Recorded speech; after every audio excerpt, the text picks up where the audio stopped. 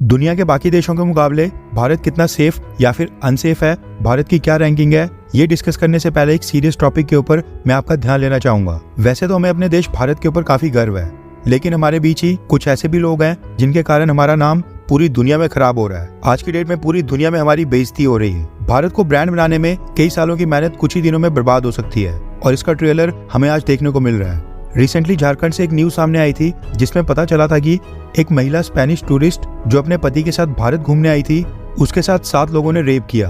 पति पत्नी के साथ मारपीट की गई, उन्हें लूटा गया और फिर रेप किया गया। फिलहाल पुलिस ने इस केस में इन्वेस्टिगेशन स्टार्ट कर दी है और 7 में से 4 लोगों को अरेस्ट कर लिया गया है, जबकि 3 अभी भी फरार हैं। आप लोगों को पता नहीं होगा, लेकिन इस केस के सामने आने के बाद पूरी दुनिया में भारत की इमेज एक बार फिर से खराब हो गई है और सोशल मीडिया और खासकर ट्विटर के ऊपर फॉरेनर्स भारत में अपने अपने इंसिडेंट को शेयर कर रहे हैं और बता रहे हैं कि फीमेल टूरिस्ट यानी महिलाओं के लिए भारत कितना अनसेफ है। और जब वो भारत घूमने आई थी तो हमारे यहाँ के लोगों ने सेल्फी खिंचवाने के बहाने उन्हें बेवजह गलत जगह के ऊपर टच करने की कोशिश की थी। आई नो कि भारत के सारे लोग ऐसे बिल्कुल नहीं हैं, लेकिन जो कुछ गिने चुने लोग ऐसा कर रहे हैं उनकी वजह से पूरे भारत का नाम खराब हो रहा है। इसलिए जब भी नेक्स्ट टाइम आपके सामने कोई भी व्यक्ति किसी फॉरेनर टूरिस्ट के साथ या फिर किसी भी महिला टूरिस्ट को तंग करे, उन्हें जबरदस्ती ग्रैब करके उनके साथ सेल्फी पिक्चर्स क्लिक करने की कोशिश करे, तो प्लीज उनको रोकें और उन्हें बताएं कि इससे भारत का कितना नाम खराब होता है। आई नो कि झारखंड वाला केस ये आइसोलेटेड केस है और लाखों टूरिस्ट हर साल भारत आते हैं और ऐसा सबके साथ नहीं होता है,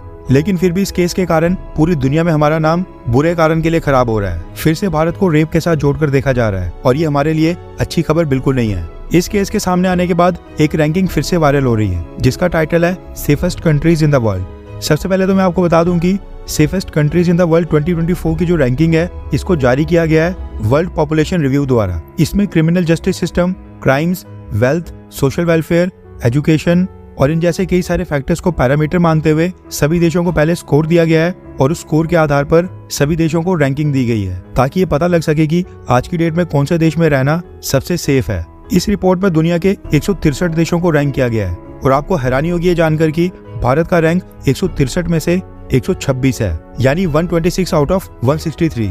ये दर्शाता है कि हम आज की डेट में बहुत ही अनसेफ कंट्री हैं, वो भी तब जब इस समय भारत में ना कोई वॉर हो रहा है ना कोई इकोनॉमिक क्राइसिस चल रहा है और ये वाकई में चिंता का विषय है। सबसे safest country Iceland, Denmark, Ireland और न्यूजीलैंड है। टॉप के ऊपर तो खैर यूरोपियन और वेस्टर्न देश ही हैं, लेकिन हमारा हाल अफ्रीका के कई सारे देशों से भी बुरा है। मेजर कंट्रीज की बात करें तो चाइना का रैंक 163 में से 79 है। ऐसे में भारत को भी एटलीस्ट इस रैंकिंग में मिडिल में होना चाहिए था।